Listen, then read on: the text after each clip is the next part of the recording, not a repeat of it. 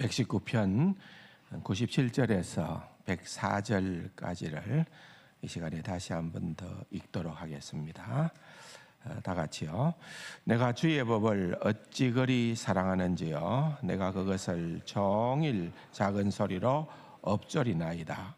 주의 계명들이 항상 나와 함께하므로 그것들이 나를 원수보다 지혜롭게 하나이다.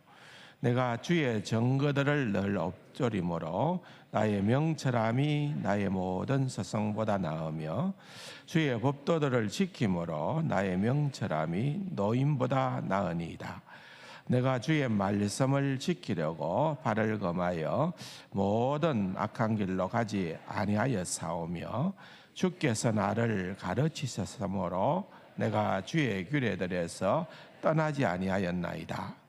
주의 말씀의 맛이 내게 어찌 그리 단지요 내 입에 꿀보다 더 다니이다. 주의 법도들로 말미암아 내가 명철하게 되었으므로 모든 거짓 행위를 미워하나이다.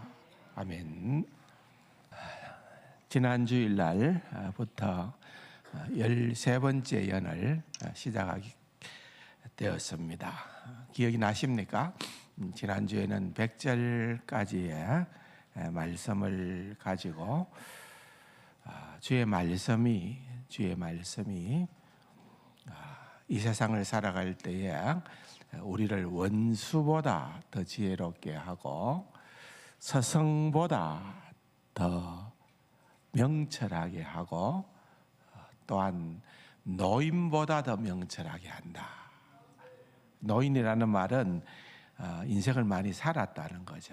많은 경험이 축적되어져 있기 때문에 분별력이 있다는 거예요. 어떤 것이 옳고 그르다고 할 때에 노인은 분별력을 가지고 있다는 그런 의미에서 노인을 얘기하는데, 그렇게 분별력이 있는 인생을 오래 살아서 경험으로 체득된 그런 명철보다도 아무리 나이가 어리다 하더라도 젊다 하더라도 주의 말씀을 가까이 하는 자에게는 그 명철함이 노인보다도 더 뛰어날 수가 있다는 것을 우리가 나누었습니다. 그런데 지난주 마지막에 100절을 저희들이 나누면서 여기에 한 가지 강조점이 조금 더 발전하는, 바뀌는 것을 보게 되는데, 그것이 뭔가 하면은 100절에 주의 법도들, 말씀이라는 말이죠. 주의 법도들을 지킴으로 라고 하는 이 단어입니다. 그러니까 여러분, 주의 말씀을 묵상한다는 것은 듣기도 하고 또 읽기도 하고, 이 엎조린다라는 말은 시편 1편에는 하가라는 히브리 말을 썼지만은 여기에 나타나는 말은 동일한 의미를 가지고 있는 시하라고 하는 히브리 단어예요. 그런데 어쨌든 다 이것은 계속해서 온종일 그것을 되새기며 그렇게 생각하는 거예요. 그것도 중요하죠. 사실 여러분들에게 한편으로 너무 죄송하기도 하고 감사한 것은 20년이 넘도록 여러분들이 제 설교를 잘 들어주신 것만 해도, 비록 좀 조시는 분들도 계시겠지만은 그래도 너무 고마운 거죠. 너무 감사한 거죠. 그래서 듣기 위해서 앉아 있는 것, 제가 이렇게 재미있게 하는 것도 아니고, 그런데 딱딱한 하나님 말씀을 그것도 짧게 하는 것도 아니고, 나올 때마다 제 생각은 20분만 하면 되겠다 하는데 배로 가더라고요. 그런데 여러분, 그럼에도 여러분들이 잘 들어주셔서 얼마나 고마운지요. 근데 여러분들보다 더 잘 들어주는 사람이 한 사람 있습니다. 잘 들어왔던 사람이 있어요. 누굽니까? 여러분은 20년이지만 제 아내는 40년입니다. 더블입니다. 더블. 그래도 어쨌든 들어주니까 너무 고맙죠. 내가 옛날에 군목 시절에 어떤 목사님이 설교를 하는데 앞에 앉아 있는 사모님이 뭐가 그렇게 못마땅했던지 목사님 설교하면 밑에 앉아서 지는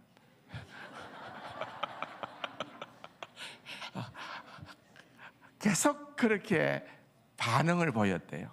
아멘으로 반응을 보이는 게 아니라 지는 그러면은 목사가 얼마나 어렵겠습니까? 그죠? 네.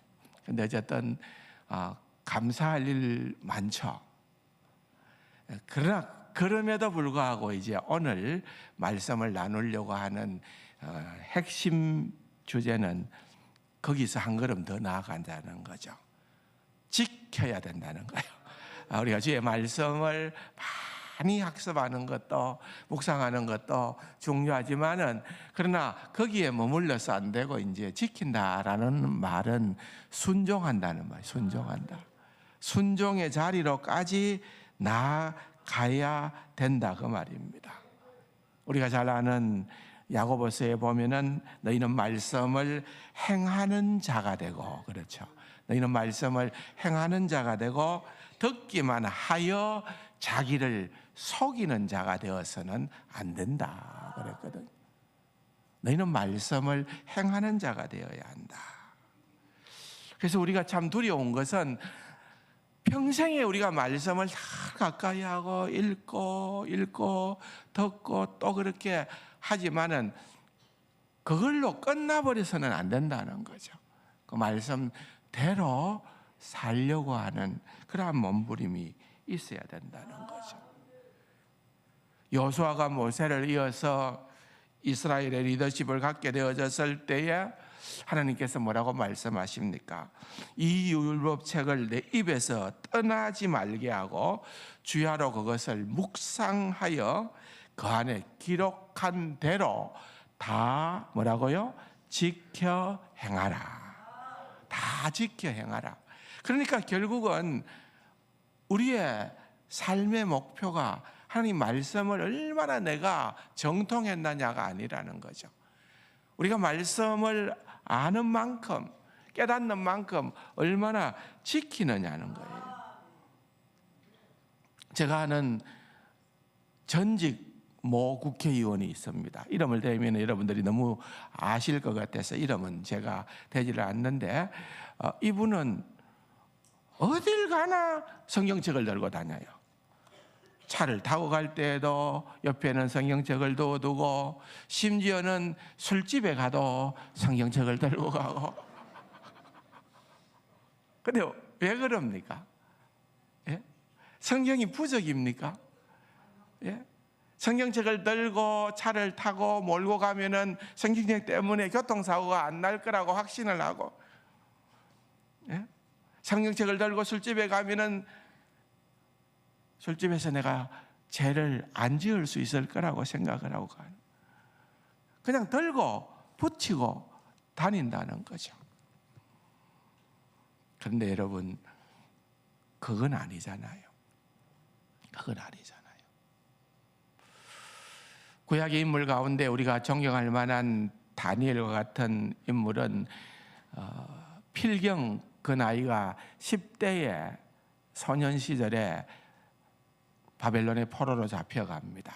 그런데 다니엘서 1장 8절에 보면은 그가 뜻을 정했다고 그렇게 표현을 하고 있는데, 그 뜻을 정했다라고 하는 말은 어떤 굳은 의지를 가졌다는 그러한 표현이 아니라, 나는 이제 내 삶에 어떤 환경, 어떤 어려운 일들이 있다 하더라도 나는 주님의 말씀대로 나아가겠다는 거예요. 하나님 말씀에 순종하는 그것을 이름하여 뜻을 정했다고 그렇게 얘기를 하는 거예요. 다니엘은 그런 중심이 있었다는 겁니다. 정말 끝까지 그는 하나님의 말씀을 사랑했고 그 하나님의 말씀에 순종했던 그러한 인물입니다. 그래서 1장 17절에 보면은 그렇게 하나님의 말씀을 사랑하고 순종했기 때문에 하나님이 이 네 소년에게 학문을 주시고 모든 서적을 깨닫게 하시고 지혜를 주셨다. 그렇죠? 지혜를 주셨다. 다니엘은 또 모든 환상과 꿈을 깨달아 알더라. 시편 119편의 말씀대로인 거죠. 20절에 보면은 왕이 그들에게 모든 일을 묻는 중에 그 지혜와 총명이 온 나라 박수와 술객보다 몇 배나요? 10배나 10배나 더 나으니라. 여러분 믿으시기 바랍니다. 하나님의 말씀을 묵상하고 그 말씀대로 행하고자 하는 자에게는 세상이 감당할 수 없는 지혜를, 명철을 주님께서 약속을 하셨다는 거죠. 그게 우리의 소망입니다. 반드시 지켜 행하는 자에게 전제가 있는 거죠. 신약 성경에도 보면은 이거구나, 이 시편의 말씀과 아주 일맥상통하구나 하는 주님의 말씀을 찾아볼 수가 있는데, 요한복음 7장 17절에 보면은 주님이 이렇게 얘기를 하십니다. 사람이 하나님의 뜻을 행하려고 하면, 순종하려고 한다 그 말이죠. 사람이 하나님의 뜻을 행하려고 하면은 이 교훈이 하나님께로부터 왔는지 내가 스스로 말함인지 알리라. 다시 말하면은 우리가 순종을 하게 될 때에 그 하나님의 말씀의 의미를 배우게 된다는 거예요. 순종을 할 때에 분별력이 생긴다 그 말입니다. 하나님의 말씀을 듣고 또 읽고 묵상하고 거기에다가 더하여 행할 때에 마치 인생을 오래 살아본, 나보다 10배나 더 많이 살아온 분들보다 더 나은 지혜와 명철과 분별력을 하나님께서 주신다는 것입니다. 그래서 오늘 이 13번째 연애 하반부 101절에서부터 104절까지의 4절은 바로 이 부분을 얘기하는 거예요. 하나님의 말씀과 묵상과 순종을 통하여 우리에게 어떤 변화가 일어나게 되는가를 보여주는 것입니다. 근데 사람은요, 약해요. 사람은 별 수 없어요. 저희들이 클 때에는 우리나라의 그 당시에는 악한 이의 대명사는 누구였는고 하면은 고재봉이었습니다. 고재봉 압니까? 들어보셨습니까? 예? 잘 압니까? 어떻게 잘 압니까? 예. 예. 그 개인적으로 아는 건 아니죠. 예. 참 진짜 제가 그 얘기했던 그 부대에서 군목 생활을 했거든요. 그렇기 때문에 저는 또 조금 더 히스토리를 압니다. 진짜 악했죠. 나빴죠. 학교 다닐 때에, 고등학교 다닐 때에 무서운 선생님이 한 분 계셨어요. 덩치도 좋았는데 늘 몽둥이를 들고 다녔어요. 그때는 여러분 그 몽둥이로 아이들을 때리는 것들이 예사였습니다.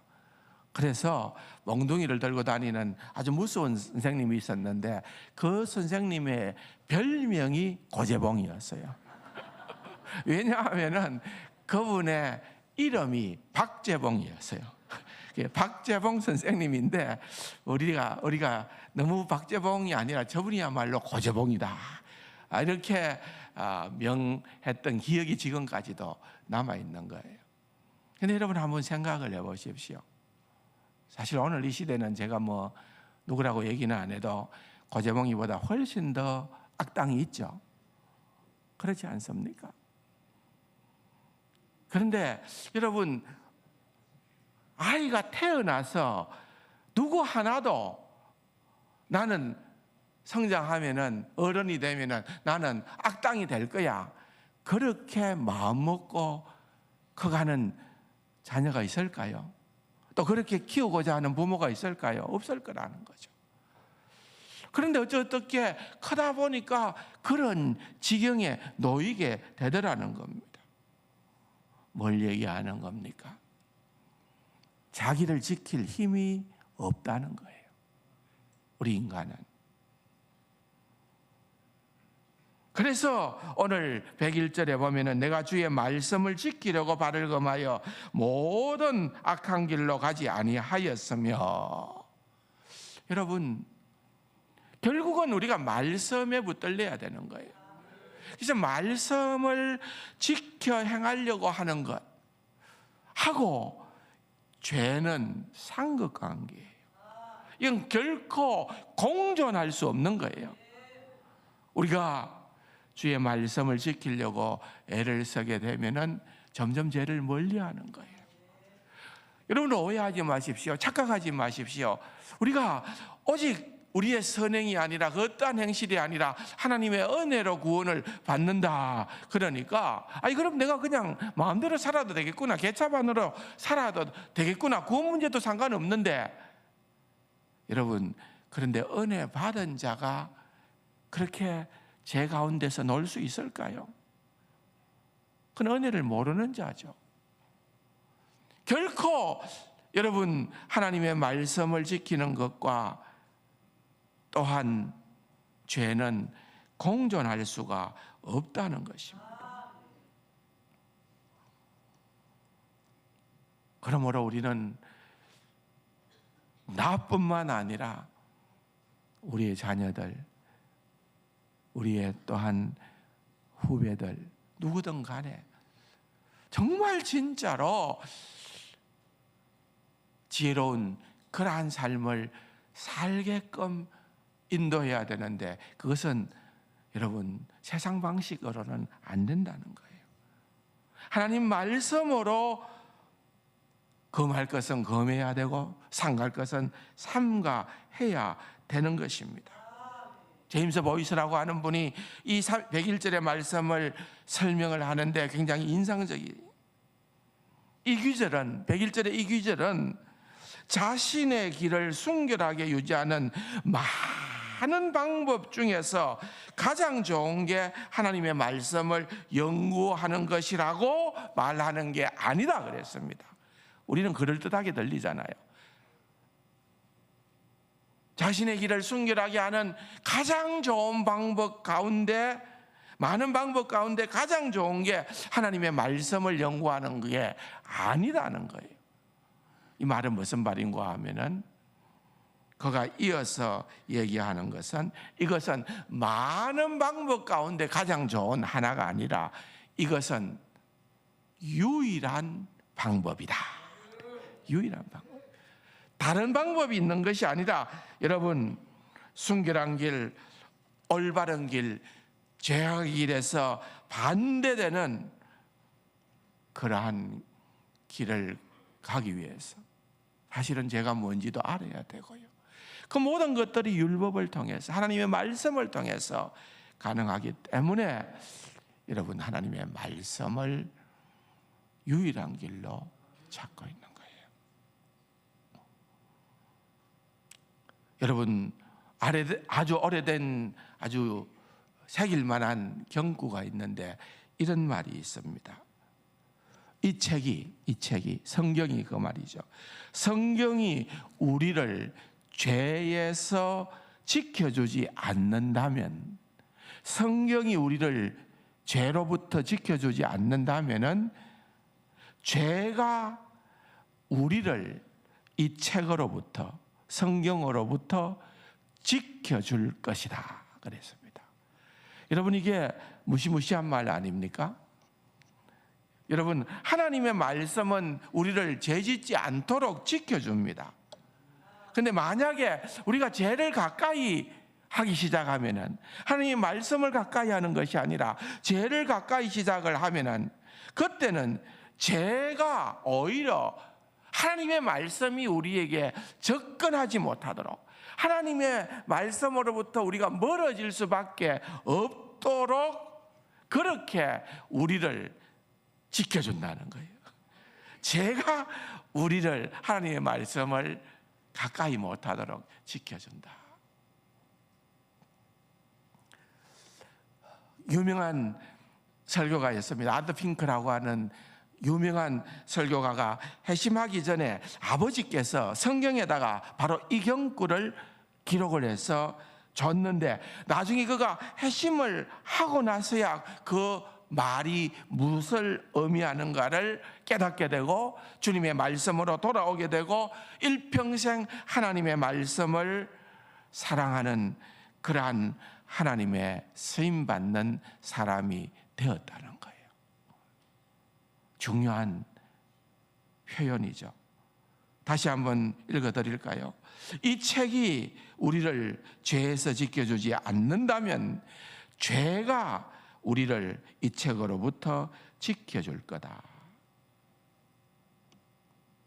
여러분, 어떻게 보면은 무시무시한 얘기죠. 우리가 하나님의 말씀을 가까이 하는 것은 이건 하나의 선택이 아니에요. 옵션이 아니고 이것은 우리에게 필수예요. 필수. 하늘의 지혜가 주는 실제적인 결과는 뭔가 하면은 여러분, 절대로 처세술이 아니에요. 원수보다 나은 지혜, 서성보다 나은 명철, 노인보다 나은 명철, 이건 결코 처세술이 아니고요.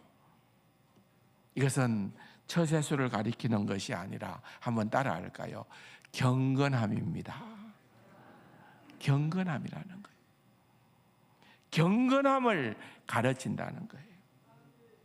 여러분, 지혜로운 사람은 많이 아는 사람이 아닙니다. 물론 많이 아는 것도 도움은 되겠죠.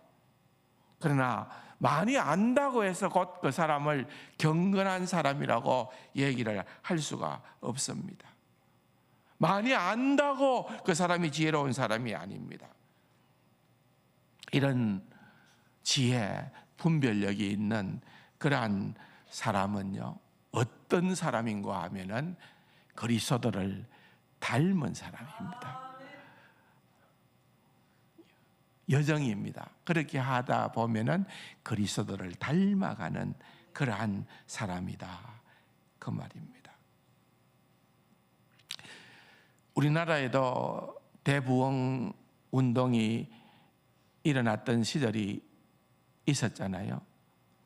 1900년대 초반에 평양 대부흥 운동처럼 미국에서도 대각성 운동이라는 The Great Awakening이라고 하는 대각성 운동이 일어났었어요. 그때의 유명한 설교자 중에 한 사람이 조나단 에드워즈라고 하는 분이었어요. 근데 그분의 책 가운데 보면은 신앙 감정이라는 책이 있습니다. Religious Affections라는 신앙 감정이라는 책이 있어요. 그런데 그 내용을 들여다보면은 굉장히 의미가 있습니다. 여러분, 부흥회를 하다 보면은요, 막 곳곳에서 제일 많이 일어나는 게 회개 운동 아닙니까? 막 곳곳에 뜨겁게 울고 불고 밤을 새워서 집회를 하고 그렇게 뜨거움이 있잖아요. 그런데 이분이 그런 많은 것들을 보면서 그렇게 많은 겉으로 보기에는 정말 놀라운 역사, 회개가 일어나는 것처럼 보였는데 놀랍게도 삶에 대한 변화가 일어나지 않더라는 거예요. 삶에 대한 변화가. 그래서 중요한 것은 눈물을 흘리거나 뜨겁게 소리치거나 큰 체험을 했다거나 이런 것들이 중요한 것이 아니라 정말 우리의 마음이 하나님 중심으로 복음의 진리에 우리를 두고 다 은혜 때문에 겸손할 수밖에 없고, 그렇게 진정한 삶의 변화가 일어나는 것. 그래서 이분이 말하는 신앙 감정이라는 것은 그런 어떤 눈에 보이는 그런 어떤 감정이 아니라 진짜 신앙 감정은 뭐냐? 그것은 기울어지는 거다. 기울어지는 건데 어디에 기울어지느냐 하면은 하나님을 향해서 기울어지는 것. 그것이 바로 신앙 감정이다 그랬습니다. 범사의 모든 상황 가운데에서 내 이익을 위하여 우리는 자꾸만 기울어지는 경향이 있습니다. 그런데 거듭난 백성, 하나님의 사람의 특징은 뭔가 하면은 우리의 기울어짐이 내 이익을 향하여 기울어지는 것이 아니라 하나님을 향하여 기울어지는 그것이 진짜다, 진짜 백이다 그 말입니다. 그러면서 오늘 본문에 보십시오. 시인은 102절 같이 한번 읽어볼까요? 주께서 나를 가르치셨으므로 내가 주의 규례들에서 떠나지 아니하였나이다. 그런데 여기에 가장 강조되는 단어는 뭔가 하면은 주께서라는 말이에요. 주께서. 근데 여러분 히브리 단어는요, 특별히 동사가 놀라웠게도 동사 하나만 봐서 이게 단수인지 복수인지 인칭은 뭔지 주어가 누구인지 다 포함되어 있어요. 거기에 동사만 하나 나오면은 다 알게 돼 있어요. 그런데 그렇게 알게 돼 있는데도 불구하고 시인은 주께서라는 단어를 특별히 강조하여 넣었어요. 여러분, 이 뭘 의미하는 걸까요? 내가 나의 발을 금해서 모든 악한 길에서 행하지 아니했다. 내가 열심히 공부했고, 내가 열심히 엎드렸고, 내가 열심히 묵상해서 내 노력으로 그렇게 된 것이 아니고 누가 가르쳤기 때문에? 주께서 가르쳤기 때문에. 내가 지금도 이렇게 이 자리에 있을 수 있는 것은 그건 내가 잘났기 때문이 아니라 주께서 그걸 얘기하는 거예요. 그래서 103절에 보면은 주의 말씀의 맛이 내게 어찌 그리 단지요 내 입에 꿀보다도 더 다니이다. 여러분 찔리지 않습니까? 하나님의 말씀이 어때요? 달아요? 싱거워요? 밋밋해요? 예, 이건 후천적인 미각입니다. 선천적인 미각이 아니라 우리가 영적으로 뭔가 깨어났을 때에 하나님의 백성은 이제는 변화가 일어나는 거예요. 달라지는 거예요.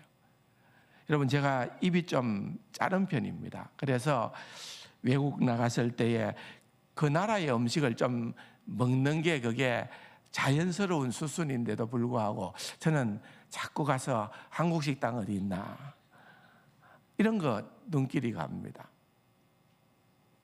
그런데 특별히 동남아 같은 데를 가보면은요, 향신료도 있고 뭐 이렇게 해서 다른 사람들은 잘 먹는 것 같은데 저는 잘 못 먹겠더라고요.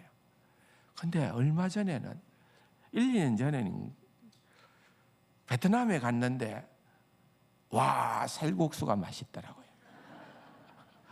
짜장면만 맛있는 줄 알았는데 살국수가 맛있는데 그 살국수에는 반드시 뭐가 들어가요? 여러분 고수라고 하는 좀 뭐라 그럴까요? 향이 독특한 그게 들어가요. 근데 전에는 그거 빼놓고 먹었어요. 그러니까 그 맛을 모른다는 거죠. 근데 지금은요 제가 달라졌어요. 고수를 더 넣습니다. 반미라는 샌드위치도 있는데 거기에도 보면 고수가 들어가는데 그냥 먹으니까 밋밋해서 저는 더 넣습니다. 제가 진짜 고수가 된 거예요. 가만히 생각해 보니까 맛있는 거예요. 그 맛을 아니까 그 맛을 모르는 분들이 한편으로는 안 돼 보이는 거예요. 여러분, 말씀의 맛이 그러해야 된다는 제가 비유를 든 거예요. 하나님의 말씀이, 오늘 시인은 그렇게 달다고 얘기하잖아요.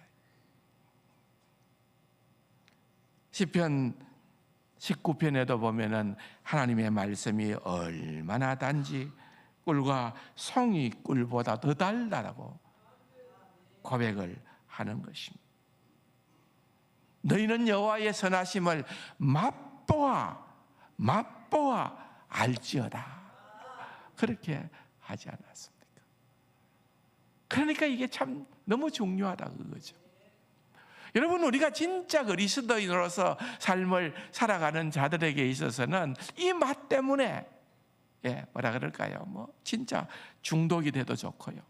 하나님의 말씀의 이 비밀 때문에 이제 세상에 그 좋다는 맛, 세상에 별의별 휘황찬란한 그 어떤 맛도 이제는 그것이 시들해져 보여야 되는 거예요. 이게 아무것도 아닌 것처럼 보여져야 되는 거예요. 왜? 진짜를 알았으니까. 그 비밀을 알고 그 비밀을 누리고 살아가는 것, 그게 그리스도인이죠. 이 맛을 모르면은 여러분 참 너무 안타까운 일이죠. 나는 이 시인의 말에 공감이 안 돼. 그러면은 누가 문제가 있을 것 같아요? 말씀은 동일한데 우리에게 문제가 있는 거예요.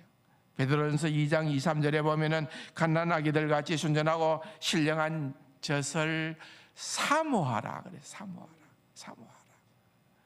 어린 아이들이요, 건강을 놓치게 되어지면은 제대로 안 먹잖아요. 젖도 안 먹으려고 그러잖아요.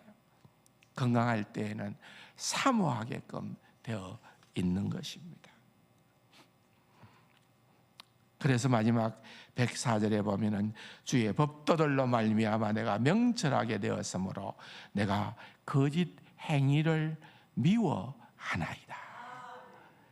여러분, 이제는, 전에는 그게 동경의 대상이었는데 세상에서 나는 요만큼만 되면은 진짜 좋겠다 했던 그런 것들이 오히려 세상에 그런 남들이 추구하는 그런 평범한 것들이, 좋아하는 것들이 오히려 나의 미움의 대상으로까지 전환되어져 버리는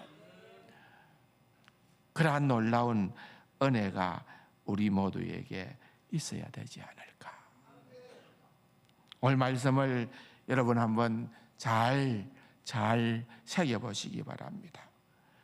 각자의 마음을 한번 점검해 보십시오. 내 마음은 어떤가? 성경에 대한 내 마음은 어떤가? 성경에 대한 나의 경험은 어떤가? 그냥 지루하기만 한 것인가? 형식적이고 의무적이기만 한 것인가? 아니면 정말 이 맛을 나는 회복해야 되겠는가? 이 말씀이 나에게 영향을 주는가? 이 말씀이 나의 지적 만족의 대상만 되는가? 아니면 내가 이 말씀을 통해서 주님을 더 사랑하게 되는가? 아니면 이 말씀이 나로 하여금 주님을 사랑하는 그 마음에 불을 지피는가? 여러분, 평생 살아가면서 우리는 한 끼든 두 끼든 세 끼든 매일 밥을 먹어야 살잖아요. 우리의 영도 마찬가지입니다. 하나님의 말씀을 우리가 매일 먹고 그래서 여러분, 내 피 속에는 하나님의 말씀이 흐른다. 하나님의 말씀을 먹어치워버린다. 이 먹어치운다는 이 말은 너무너무 좋기 때문에 막 그냥 이것을 남김없이 그렇게 매일매일 먹고자 하는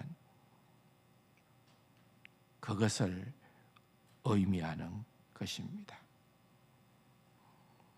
젊은 목회자 디모데에게 사도 바울은 확신에 가득한 권면을 주죠. 디모데후서 3장 15절에 또 어려서부터 성경을 알았나니 성경은 능히 너로 하여금 그리스도 예수 안에 있는 믿음으로 말미암아 구원에 이르게 하는 지혜가 있게 하느니라.